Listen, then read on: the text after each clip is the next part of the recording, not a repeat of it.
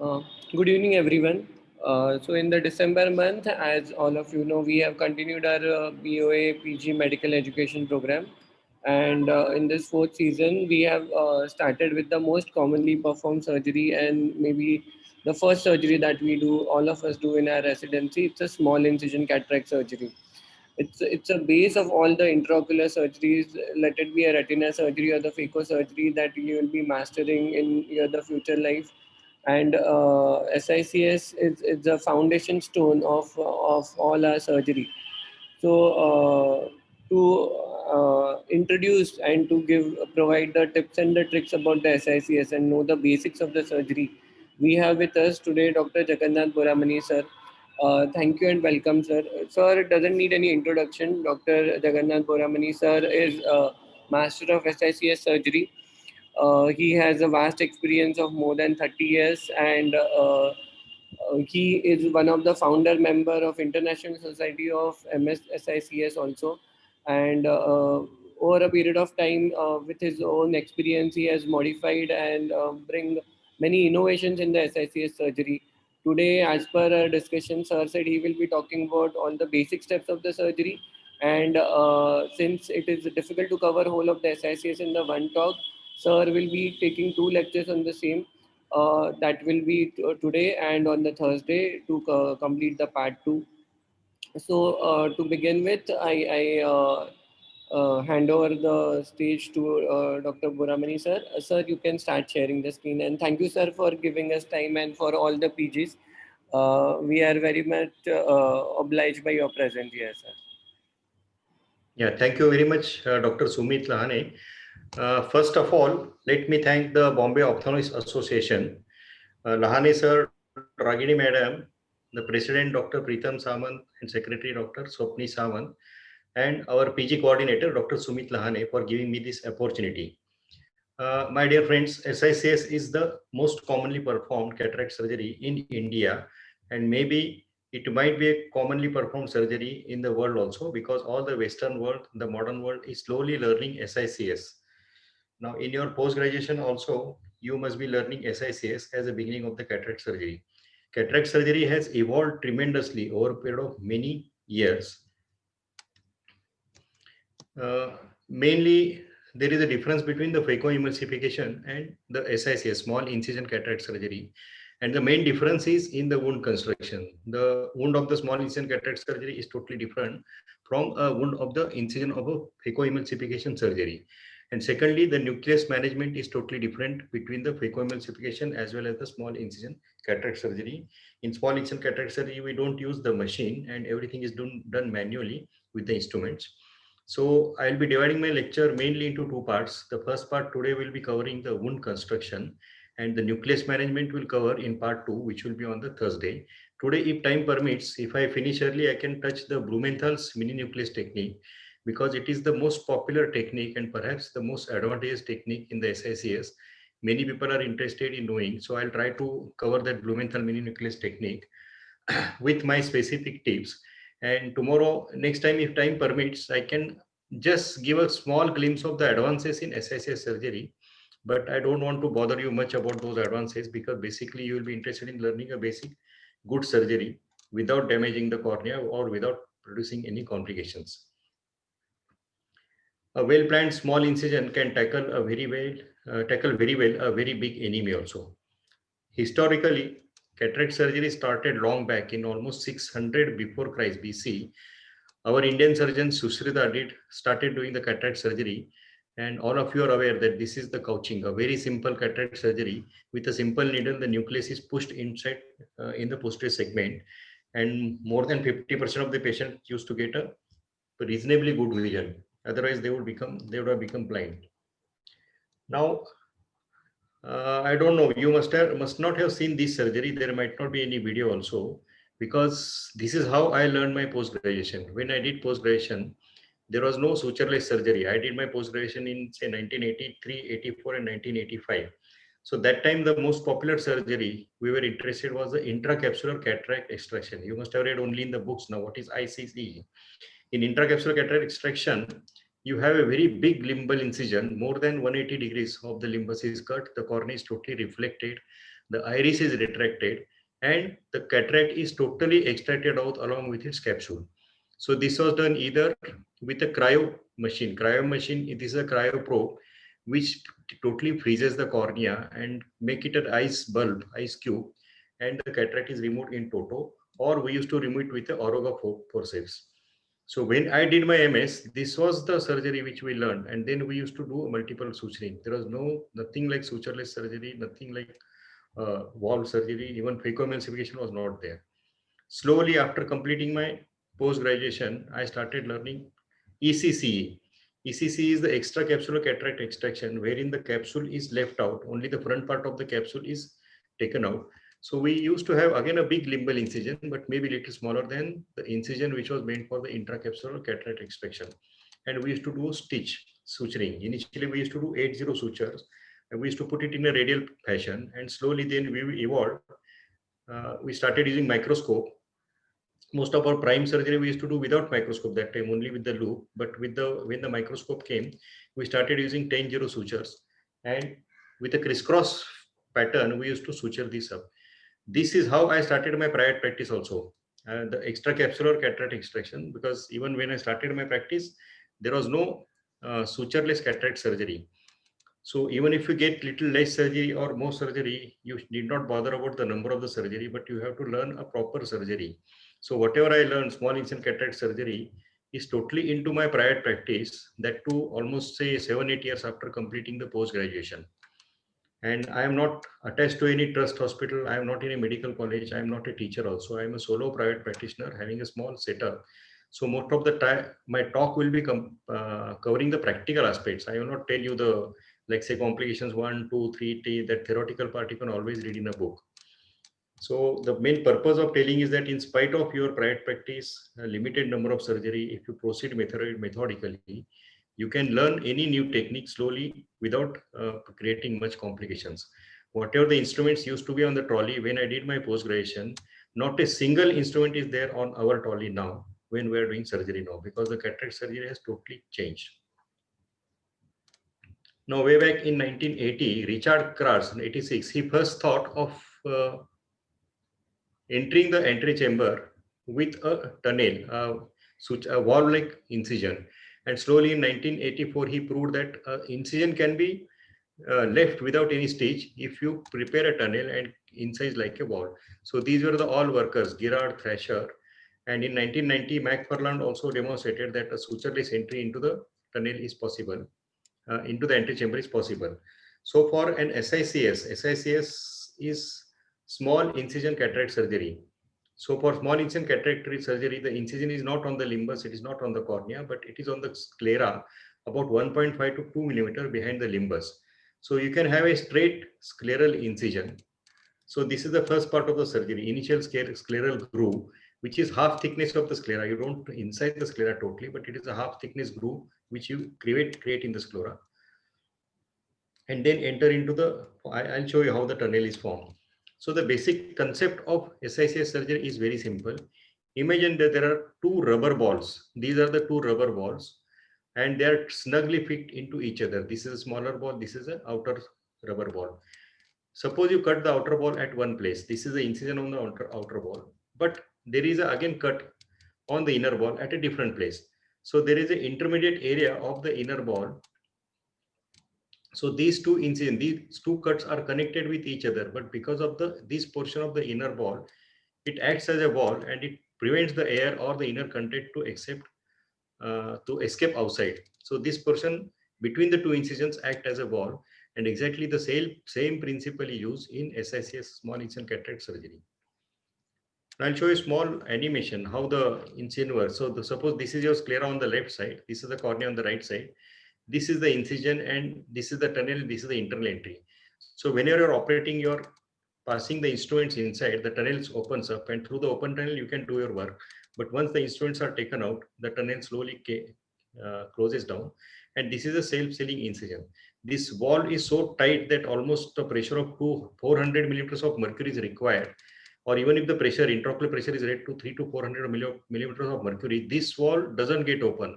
On the contrary, with extreme high pressure, the sclera may rupture somewhere at the equator. So this is an airtight and watertight valve, and this is a principle used in the small incision scleral incision cataract surgery. So you can have the parts of the incision. This is the external incision. External incision is actually not a through and through incision, but it is a partial incision. It's a groove made into the sclera. And then you have to do the dissection into the wall of the sclera, which is called as the scleral tunnel. So this portion dissection is the scleral tunnel. The dissection is little more on the inner side. So even if this is the length of the incision outside, the inner length is slightly more than the outer length. And then you proceed for the dissection into the substance of the cornea, in the stroma of the cornea, which is parallel to the limbus. It is into the curvilinear fashion.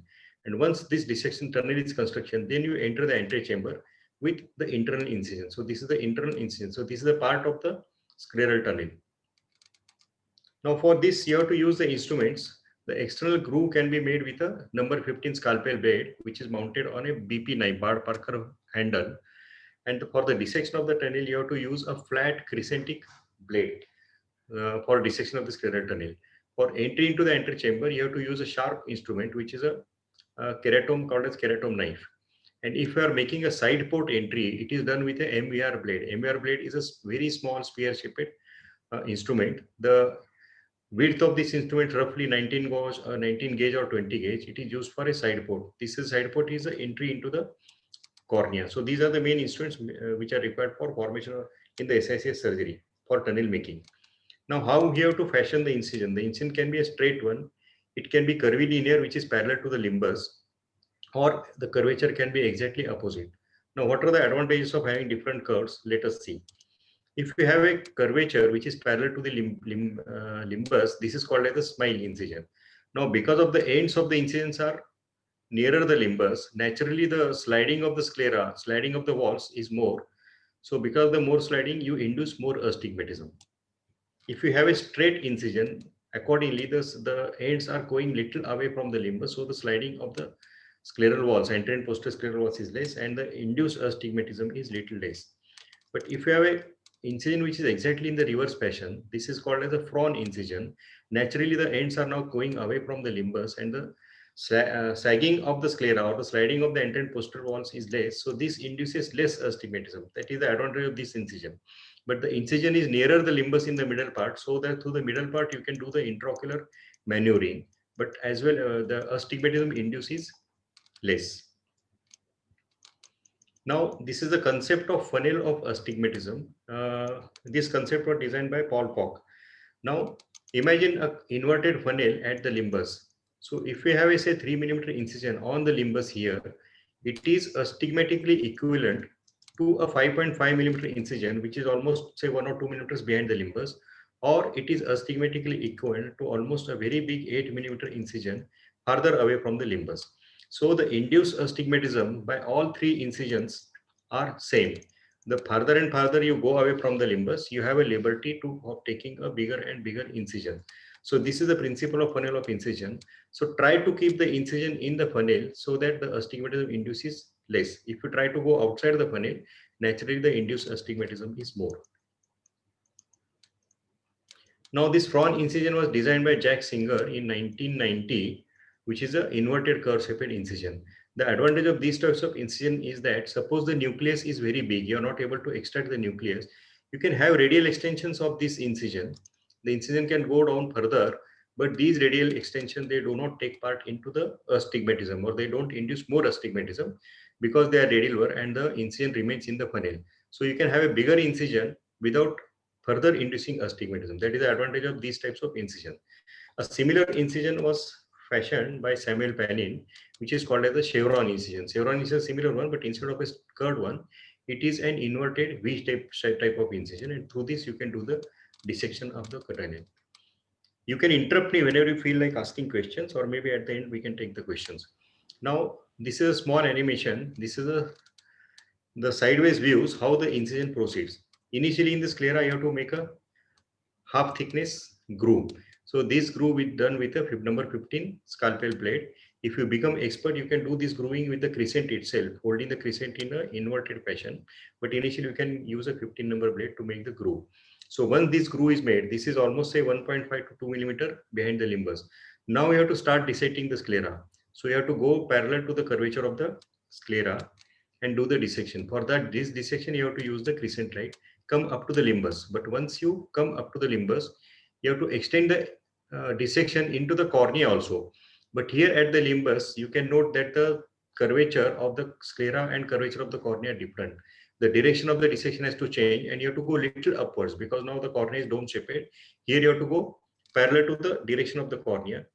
So when you are doing the scleral tunnel dissection, the blade is held like this. The blade is crescent blade knife is parallel to the sclera. Now once you are doing the intracorneal dissection, the direction changes. You have to bring down your uh, hand, make the wrist movements, and this is the elbow, and you are lifting the blade little up because you should remain parallel to the cornea. Now we have to enter the antechamber, so this time the direction of the blade should change, and you are not entering with the same blade.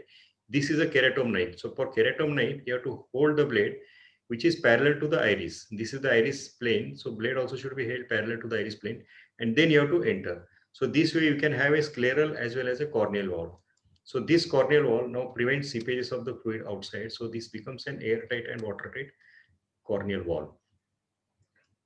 Now I'll show you a small video how this dissection is made. So this is the initial grooving. I'm doing a frown incision done with the number 15 BP handle. Now this is a crescent knife. Now slight extension I'm doing with the crescent knife. Initial grooving was small, but you can make a full groove. Whatever your intention of the, whatever your length, you can do the full groove and do the dissection of the with the knife. Now how we can make out that you are in the half thickness of the sclera? Now you can see semi-translucently, you can see the blade through the scleral tunnel. So if you can see the blade through the tunnel, you are exactly in the half thickness. If the blade becomes more clear, you are coming very much superficially, and if there is a chance of coming out, or maybe chances of buttonholing, that you can puncture the sclera anteriorly. And if you are not able to see the blade properly, most probably you are going deep. So keep the blade parallel to the sclera and continue the dissection, and throughout you see that you can see semi-translucently, you can see the blade through the sclera. So this is now internal dissection is slightly more than the external incision because the nucleus is around 1. You have to make a funnel shaped dissection. This is another case. This is a superiotemporal incision, but when you are a learner, initially you try only with superior incision because in superiorly sclera is quite thick and surgery becomes quite easier. Now I take the incisions on different locations. I'll tell you the reason why maybe in the tomorrow's talk. Again, see the incision is, this is not a regular frown incision. This is a more curved incision. Sometimes I take extremely curved incision. Reason I'll tell you tomorrow. But just see how the dissection is proceeding. So toward the cornea, the tunnel is quite big one. This incision is a small one. So it is always a funnel shaped incision. Do the intracorneal dissection. About 1 millimeter you have to go into the cornea. And when you are holding with the forceps, don't hold extreme edge of the wound. Always hold the sclera. Now this is the entry with the keratome. This is a keratome knife. Now this keratome knife is parallel to the iris. Puncture it in the center and do the cutting. So this cutting should be done when you are going from outside to inside. I'll show you again. There can be two movements. This blade you can do cutting when you are going in, and you can do cutting when you are coming out also. But when you are doing cutting when you are coming out, the incision becomes a zigzag pattern. It's not a good incision. So cut the cornea when you are going in, come out. Again cut and do the extension, come out. Again cut and do the extension. This way you can have a smooth curvilinear incision. See again. This is the initial entry, cutting when you are going in, cutting when you are going, cutting when you are going in. So this way you should cut and make the internal incision.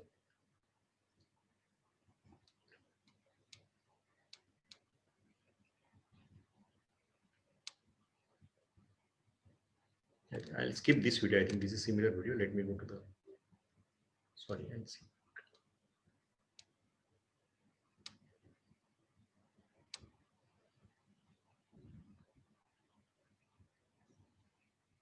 Okay, so this is scleral dissection, and you are seeing the blade through the sclera while doing the dissection.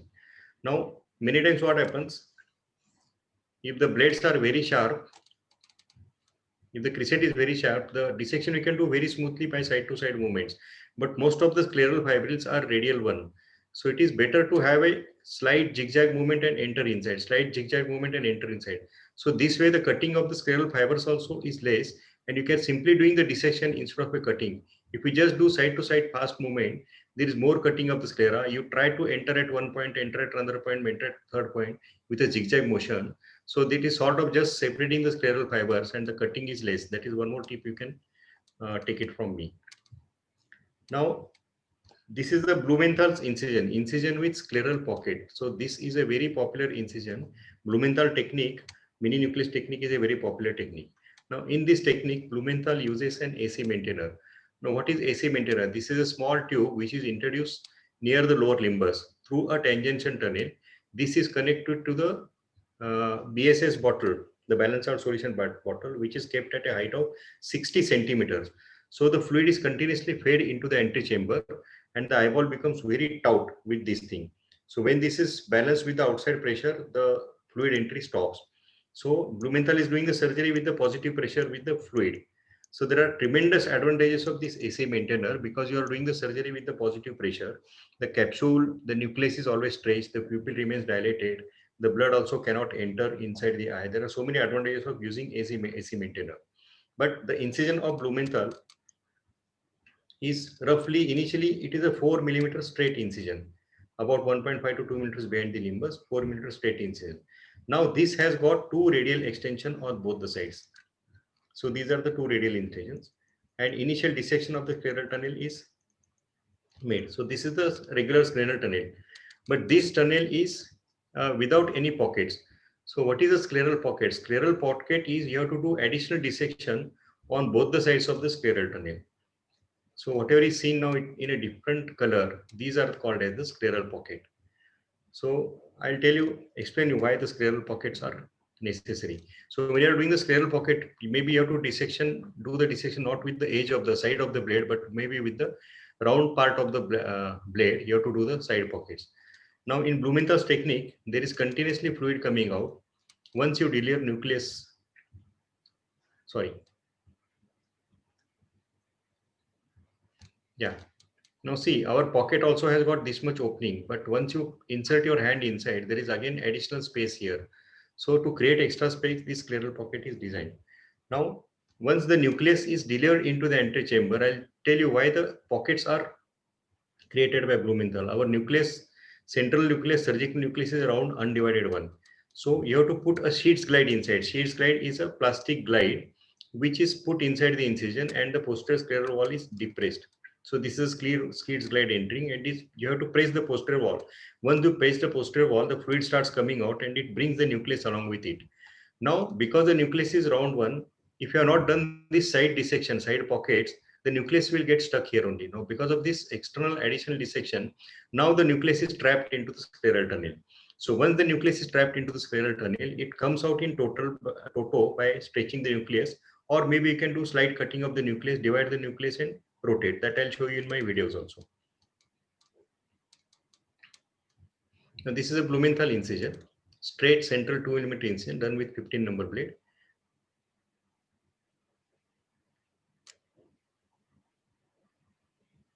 Dr. Sumit. So this is the radial cut. Yes, sir. No, am I going slow or fast? But I don't know what is the level of the student. That's why. Or is it okay? Yeah, it's okay, sir. They are It's okay. all the years from every place, so we can. Yeah, that's it. Okay. Okay. See, again, there is a radial cut on the left side. So this is a radial extension. So without doing with the same blade, I'm doing the radial extension. So these radial extension will not take part into astigmatism. Only the central 4 millimeter incision induces the astigmatism. So these are the extra dissection and side pockets created on the both sides. So this is the Blumenthal's incision, central straight incision with the extra radial dissection. This is the entry again, internal incision.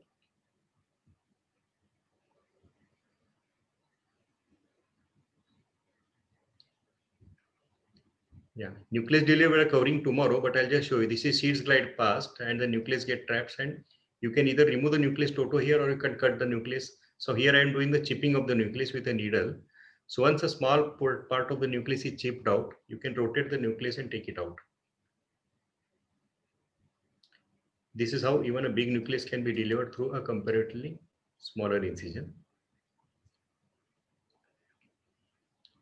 These are two similar smaller caves. This is a Blumenthal technique of mini nucleus technique. I'll show one complete video if time permits today or maybe next time. So this is a plastic sheet here. With the needle only nucleus can be pulled here. I'll skip this slide video. Now, while constructing the tunnel, you have to be careful. I have shown you how the dissection, what can be the complications. Now, this part of the sclera, the lower part of the sclera acts as a bed, and this is a support because this is a fractured one or a dissected sclera. So you should have a good support. At least half of the sclera wall should support the tunnel. If you do a very deep dissection, if your initial groove is very deep, even if you have a deep groove, start dissecting somewhere here only. But if you go very deep, the sclera becomes only a very thin part of the sclera is supporting, and then you can land up into whatever is called as a scleral disinsertion. Now this is a sort of, it is a fracture of the sclera. You have to suture this wound, otherwise we'll have a very weak wound here and you will have a very high astigmatism. Now instead of going deep, suppose you are doing a very superficial dissection, you can come out, you are coming out early, and this is called as a scleral buttonholing. So this is a small video where I have created a buttonholing. I'm trying dissection left to right, I'm cutting, but here accidentally, sorry.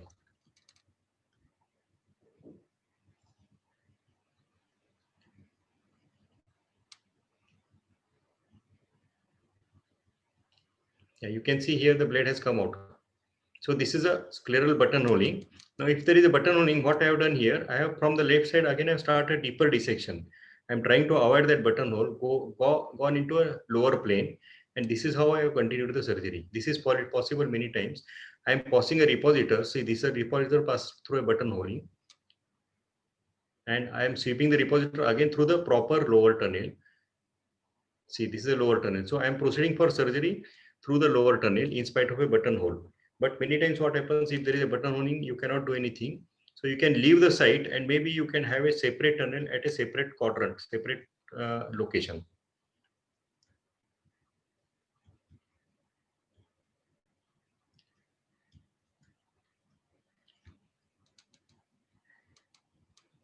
Now, if you do a deep dissection, sometimes there can be premature entry. See here, the blade was sharp and suddenly I entered here in the limbus. This causes premature entry. So many times what happens with the premature entry, the length of the tunnel becomes short and there is a troublesome iris prolapse every time. Now, during the surgery, there is a troublesome iris prolapse because the tunnel was not properly constructed. So every time you have to push with the iris repositor. Here I am pushing the iris with the intraocular lens itself. Now, if there is a small premature entry, many times you have to check the wound at the end of the surgery. Many times, even with a premature entry, because of the scleral wall, our wound becomes airtight and watertight, then you need not suture it up. But if you feel that there is a seepage of the liquid, you should better suture this tunnel. Now, always you have to do the dissection with a sharp and good instruments. Otherwise, what happens when you are entering the cornea and you are doing the internal incision, your blade may take the Descemet membrane along with that, and what you call troublesome Descemet detachment can develop. Now, the cornea is not able to maintain its clarity with the Descemet detachment. Then either you have to put a viscoelastic or air, or sometimes you have to use expansile gas like SFCs to tackle this. So this is a very small mistake. So always, and with a jerk, better you enter the entry chamber with a sharp instruments to avoid such complications. Now, when you do the dissection, many times, if there is a hypotonic, dissection is not possible. So you have to pressurize the globe. So either with the viscoelastics through the side port, you pressurize the globe, and with a taut globe, the dissection can become very easy because all the walls and the layers of the sclera remain stretched. Even I am using mostly AC maintainer. With the antechamber maintainer also, the eyeball becomes pressurized and the walls become taut. Imagine dissecting in such a flaccid sclera, it becomes very difficult to dissect. So always see to it that the globe is properly pressurized when you do the scleral tunnel dissection. Now on the right side, just watch this video. Many times what happens, our hand just goes side by side in a straight line.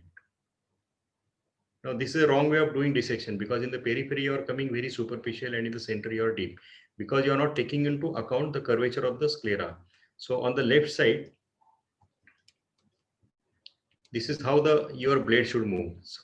So you should go in a round version. Always imagine the curvature of the sclera into your mind and go side to side, as well as you have to go into the curvilinear fashion. Once, suppose there is a leakage of the wound, I will not go into the details of this side. There are various ways how the wound can be sutured. You can have a radial sutures here. You can have a mattress, simple horizontal suture within the wall of the tunnel. You can have a figure out H type suture, so many things. You can read it in books also, how the sclera tunnel should be sutured. Now, for properly learning SICS, there are various ways. As a PG, initially you will be learning the SICS surgery only. Now in India also, we have got SICS simulator. Now what is a simulator?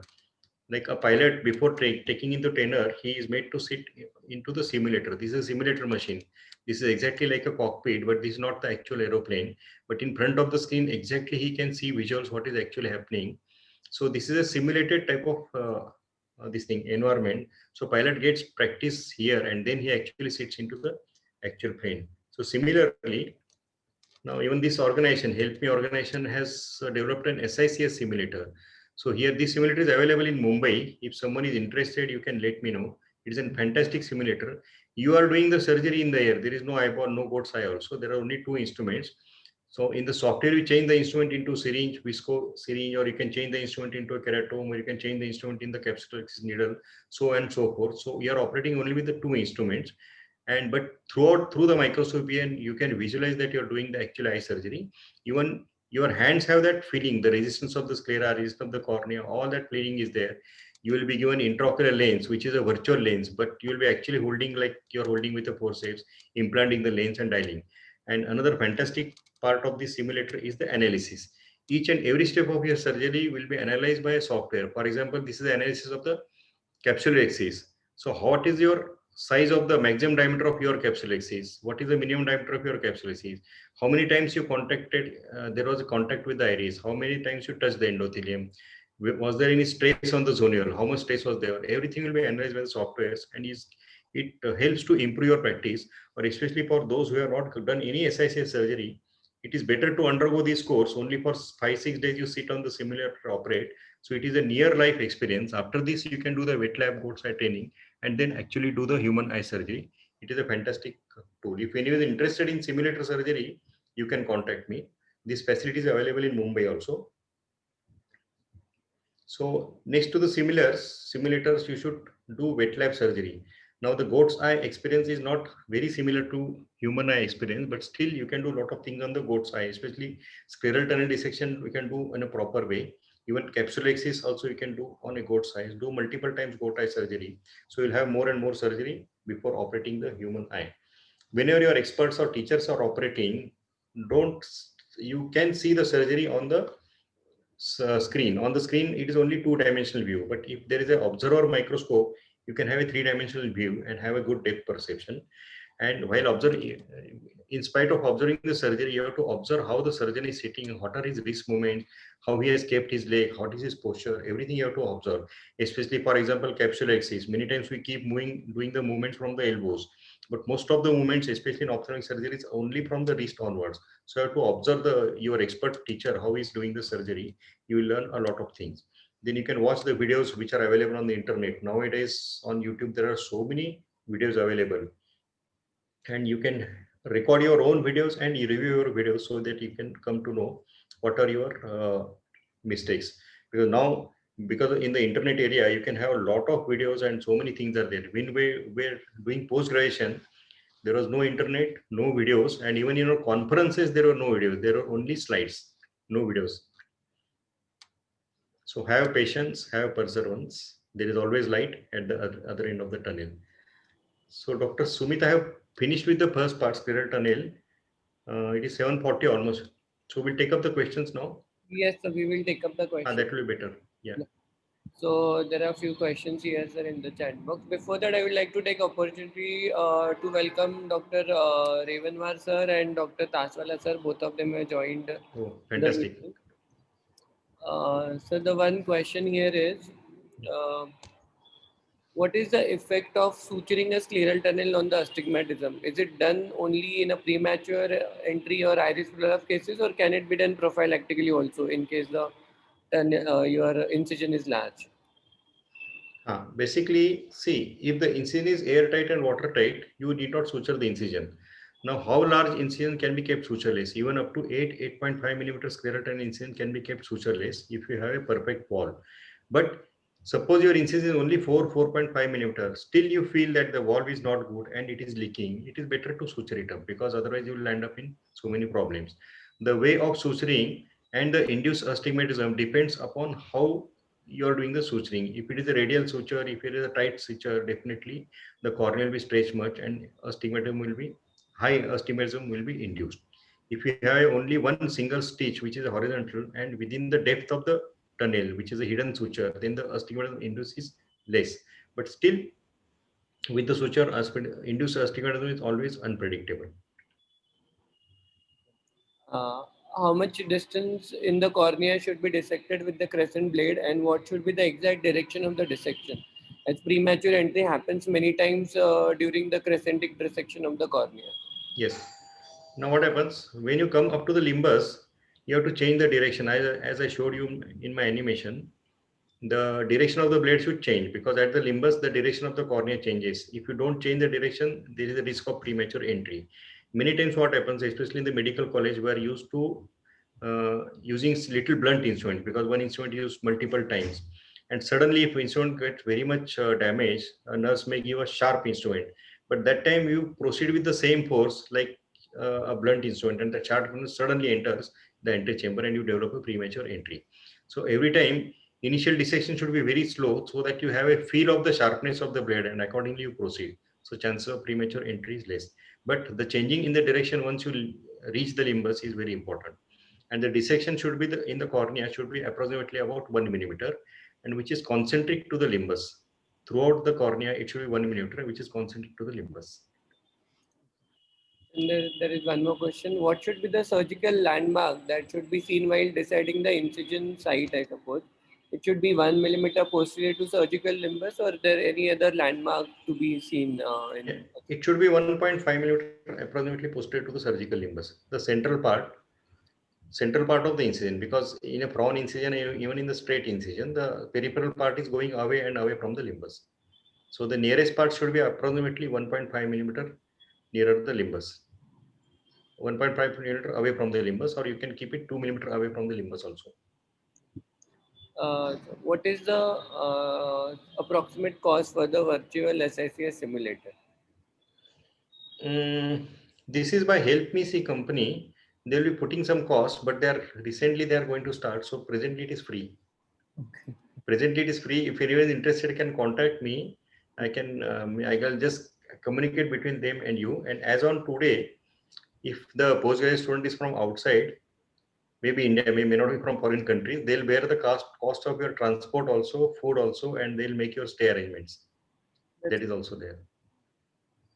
Um, is it better to take a new incision and start dissection if the buttonhole is large, or change the site of the incision to the different clock hour will be an ideal scenario?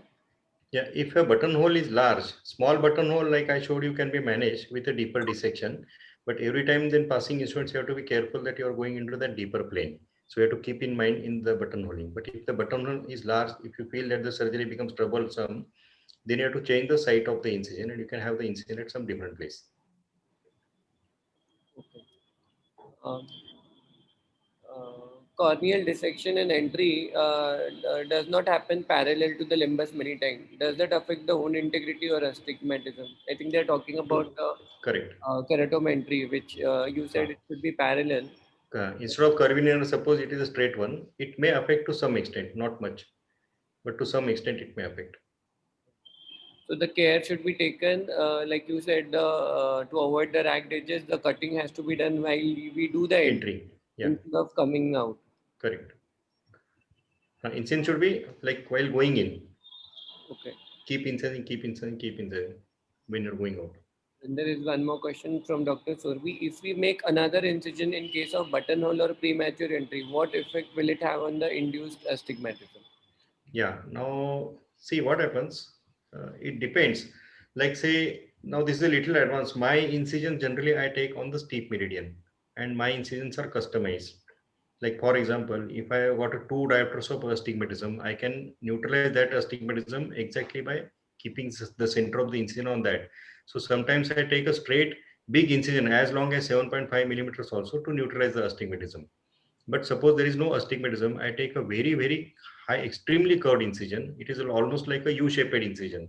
So this will not induce any astigmatism, but the nucleus management become difficult. So you don't venture into such thing unless you are very expert. But the site of the incision definitely affects. Say for example, now you are operating superiorly. The steep meridian is superior, like vertical meridian is steep, and with the incision superiorly, it is going to be neutralized. But because of the scleral buttonholing, you are leaving the site and going superior temporally or temporally. Definitely, you are going to induce now more astigmatism because your site is changed, isn't it? But you have to now see the risk and benefit ratio. Only for astigmatism, if you are insisting that you will be having incision there only, then you have to see what are the difficulties you are going to face, and you may land up in more complications. Sometimes what happens in case of buttonholing, you can have a one more groove still posteriorly. Like your initial groove is about say 1.5 millimeters, you can start have one more groove at 2.5 millimeters and go little deeper, create a new tunnel deeper down and proceed like that. But it is little more difficult. So it depends upon your expertise. Again, then when change the clock direction, like generally we should superiorly and operate. So if Mhm. they change it to much more clock hours, like they go to 2 or 3 clock hours, then Correct. it will be difficult to sit superiorly and again do it. So that changes the whole your ergonomics of surgery. Yes, Then yes, that's right. If you change the engine, you have to change your settings. You have to shift the chair also and change the settings. It depends all upon your expertise. Like I said, depending on the astigmatism, I operate exactly on the steep meridian. So I operate on say 33, 45, 135, whatever is the steep meridian I operate. But nowadays, suppose if I have to operate exact temporally, 180 meridian, I don't shift the chair at 180 meridian, especially for the right eye. I sit superior temporally, but still I can operate, have the incision exactly temporally. That is possible. It is little more difficult for the left eye because I am a right-handed surgeon. oh, Yeah. one more question.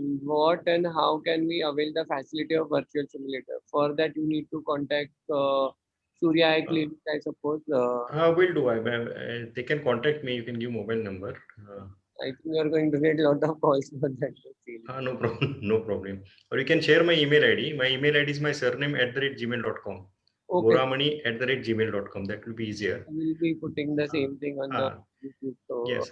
people, So I'll just forward that email to the Help Me See. They can communicate and then they'll be taking students in the batches of 4 because they got 4 machines, but okay, they give a proper training. okay, Initially a lecture, then sit on the machine, then they analyze your results, and the software will mark your red areas where you created some complications. You can analyze the results and they give the scoring also. So it is always better to learn on that if you have never operated anything. okay. Sir, how like what is that course for each student? Like they take like for the batch of 4 students. Like how many days or how many sessions? It is approximately 6 days. 6 days. 6 days, yeah. See, for so many years, no, their SICS simulator was only scleral tunnel. Okay, Because for the engineers also who have developed the simulator, this might be a difficult part as compared to the flight simulator. okay, Flight simulator is only merely technical. Here, see what happens. Kudos to our surgeon, Indian surgeon, Dr. Ashish Bachao, Dr. Tejas, Dr. Chetan Ayvali. They are working with them. They have to continuously give feedback to the engineers wherever they are. That no, if the instrument is held like this type of complication should be created. So the engineer they create that type of okay, complications. So it is almost like a live surgery. So whatever the complications, suppose if you are going deep with a suction, immediately the capsule gets caught and you have the feeling in your hand also with the same instruments. So that I think technology it must be more difficult than developing a flight yeah, simulator. But over a period of last one year, they have done complete surgery. Otherwise, they were stuck with the tunnel for so many years. oh, oh. Now up to the iris, even the side port hydration, they're doing. Sir, here one question I wanted to ask, like Yes, yes. it came regarding the buttonhole. Many times, what happens while operating, nothing happens. The sclera is thinned, so while taking the incision, you come up with the incision and everything. But when you deliver the nucleus, that's the thinned out sclera at the tunnel that gives away, and then you develop Oh, the later buttonhole. But incision, everything is done. Acha, So, acha. like I have had both scenarios. Sometimes I sutured it, it went well. Sometimes I did not suture it, still it went well. My Okay, corneal was proper in both the scenarios. But okay. then I am again doubtful to know that should we suture the buttonhole in such a cases or just leave it alone because it still works. It still works because once your nucleus is out, is most of the surgery is complete, and there is always support by the posterior scleral wall, so it should work, isn't it? So ultimately, the sclera is going to heal, isn't it? And scleral healing is very good as compared to the corneal healing. So I don't think there will be any problem. It still works. Good evening, Sapnesh sir. Hello, Sapnish. Hello, Good sir. I evening. was listening to your lecture. Oh, Sir, any precautions while making the tunnel, especially in cases where there are collagen vascular diseases, uric acid level problems? So, any gout patient, anything I specific? no, I don't have much experience with such thing, but many times you feel that the sclera is quite fibrous one. Even say post glaucoma surgery many times or post some surgery, squint surgery also, no, the dissection becomes little difficult. Mainly thing they have to do with the sharp instrument and proceed slowly. Yes. So, Yeah, we have seen Lane sir, his favorite incision is horizontal and two back cuts. two back cuts, correct. That is a Blumenthal type Does it incision. work exactly same like the frown? Almost, not exact. See, basically what happens, 4 millimeter central part it takes part into the astigmatism. So induced astigmatism is generally about zero point 0.5, more than zero point 0.5, it is about 0.75. If you have a frown, it is slightly less than 0.75. I am talking about the superior incisions. And Yes. phaco astigmatism is little less, zero point 0.5 only. But no one is doing extremely curved like I take extremely curved incision. If you take a U-shaped incision, only the central curved part takes part into the induction of the astigmatism. So this astigmatism is much less than even a phaco incision, because phaco incision is on the cornea. You are closer to the optical axis. Scleral incision is away from the cornea.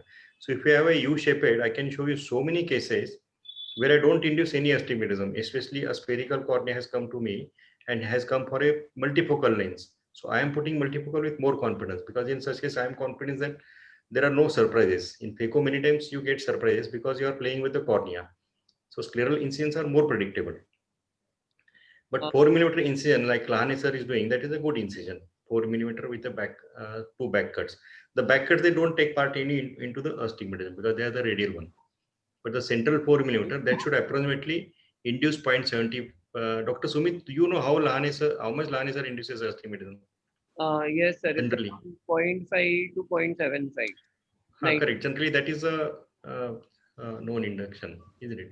But see that central 4 millimeter straight and two backwards. I think this is a faster surgery. And Lahane sir, I think mainly operates SICS in the camp patients. So there the workload is tremendous. So maybe he must be used to that type of incision, isn't it? So one more thing here, like with so many years of experience, you know what is your SIA. But Yes. it would be great if you can just enlighten all the students, like if they Mhm. start early to know their SIA and how to work about that from their first surgery itself, so they Correct. know what is their Yeah. progress on their own thing. Like, Yeah. how do you go about it? Correct. Now, see, to tell you frankly, if you ask me what is your SIA, the question is very, very, very irrelevant to me. Reason being, like a patient with no astigmatism has come to me, so I don't induce any astigmatism. So here SIA is almost zero. But if a patient comes to me with two diopters of astigmatism, I neutralize that two diopters of astigmatism. So in other words, the SI is two diopters. It doesn't mean that I am a bad surgeon. Here I want to neutralize that two diopters of astigmatism. So the incisions are customized. So, and I don't prefer calling SI. I always call it SCA, surgically corrected astigmatism. Surgically corrected astigmatism. But for a routine surgery, see, as a beginner, when person is learning a SICS surgery, he should not bother about the astigmatism. For example, his first case, he's two diopter of astigmatism and the steep cornea horizontal one. Now, ideally, there should be the incision should be temporal one. But for a beginner, you will not tell that you sit temporally. See, sitting temporally, there is no lead obstructing, the exposure also is very good. But temporal sclera dissection is very difficult because sclera is thin there, bleeding is also more. So for a beginner, it is always better that he operates from superior or superior temporal.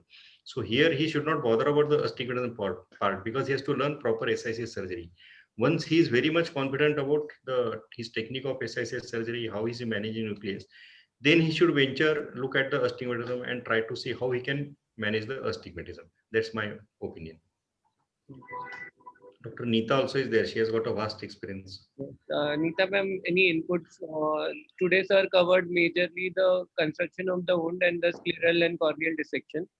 Any inputs for the students from your side, ma'am? Yeah, now you asked one question, no, Sumit SIA. I would really like to highlight on that. The first thing is that the resident has to write where he took the incision, what is the length of the incision, and he has to do his own post-op refraction, which hardly anybody bothers to do. Correct. So if you have done your own post-op refraction, you will come to know how much astigmatism has changed from the primary astigmatism. So you will know whether you have corrected or you are induced. So that way you can actually realize that for a particular incision of yours, how much astigmatism you are inducing or correcting. So the first step to do this is to do your own refractions.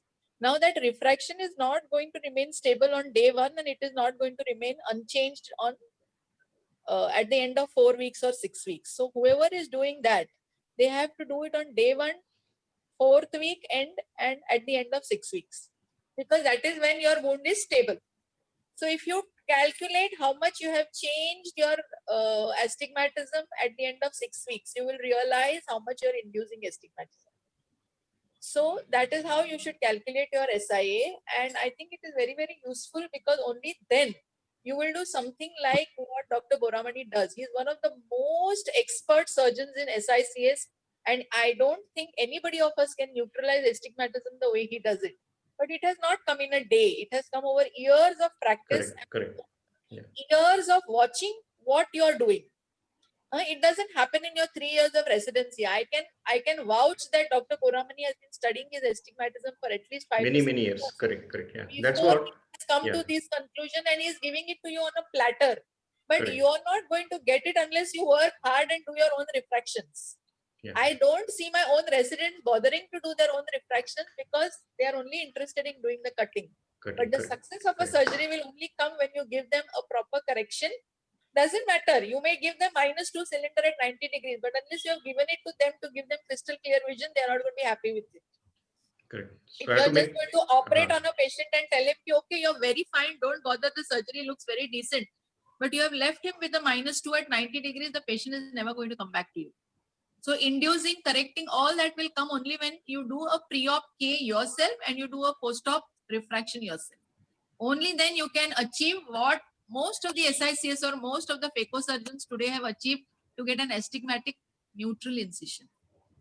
So it's not going to happen in a day. Of course, you have to be in an institute where you get surgeries, but remember, you don't have to do hundreds of surgeries. Even if you do 10 surgeries but study them well, you will still get some inference out of it. It's like a study. It's a small study, but you will come to know what you're doing, and you can plan and you can do better things in future.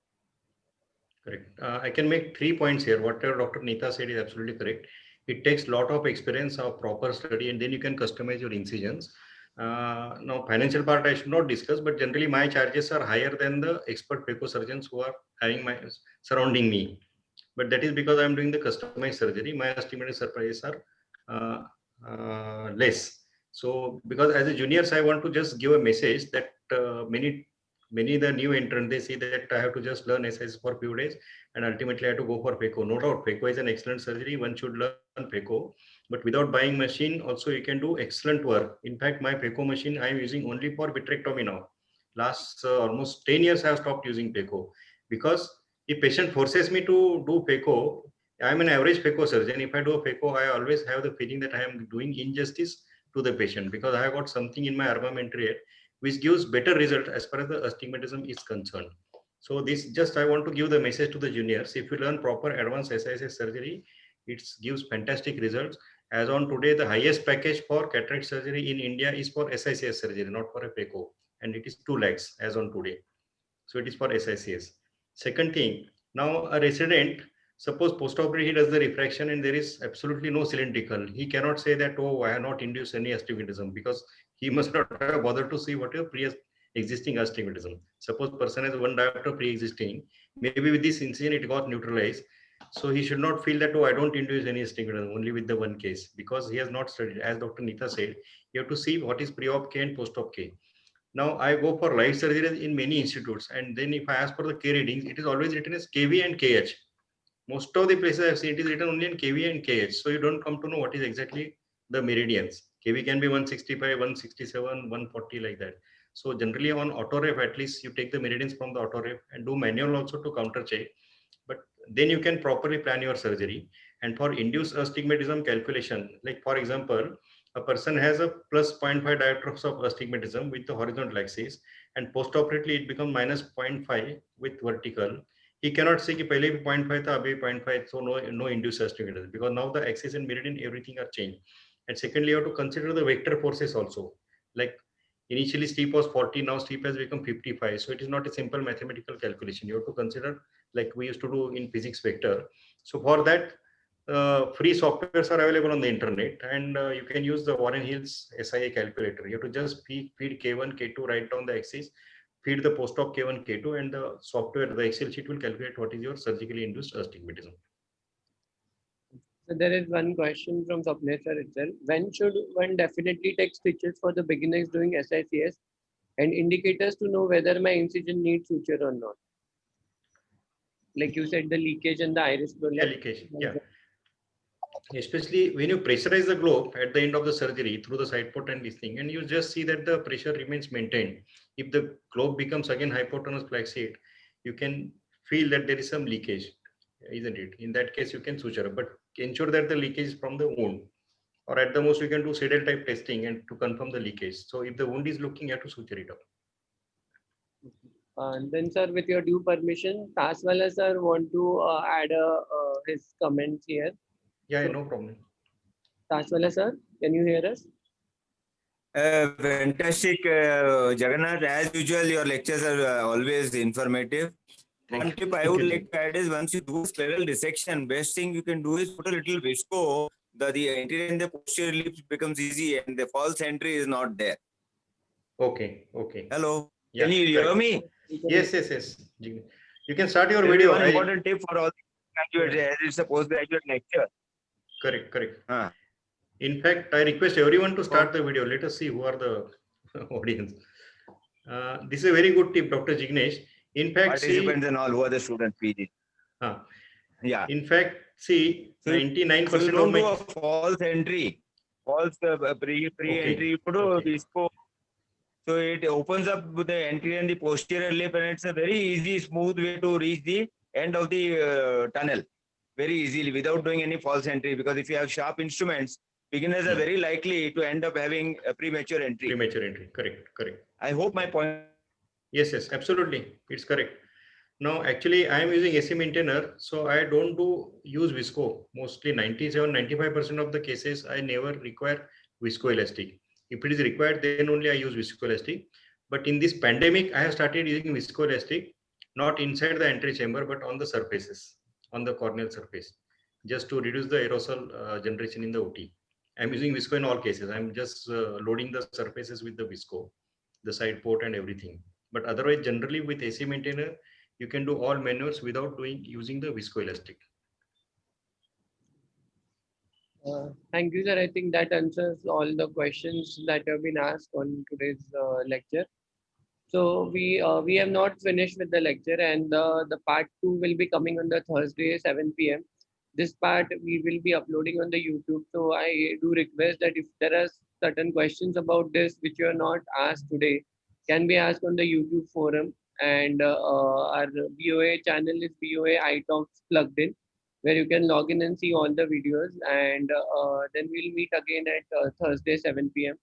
Again with Dr. Guramani sir to continue our SICS lecture. So thank you, sir. Thank you, Neeta ma'am. Thank you, Sapnesh sir. With your due permission, can I end today's lecture? Absolutely. Thank you. Once again, Dr. Sumi, Dr. Swapnesh, the entire BOA, Dr. Neeta, Jignesh, and all the students who have attended. Because without participation, there will not be success. One last comment I want to make, as I want to stress again, as Dr. Neeta said, the astigmatism management, nucleus management through very tight incision is a very difficult one. Just because you have seen my video somewhere on YouTube, oh, this is a fine technique, I can manage the astigmatism, and then you keep struggling with the nucleus and you can damage the corneal endothelium. Dr. Lahane sir always tells in the in his instruction course, when I present my customized astigmatism, I also give a warning. Even Lahane sir gives a warning कि वो करता है इसलिए आप करने के लिए मत जाइए unless you are a nucleus, क्योंकि वो जगन्नाथ है. This way it tells. Thank you, sir. Good night, everyone, and we'll meet again on Thursday, 7 p.m. Okay. Thanks once again and good night, everyone.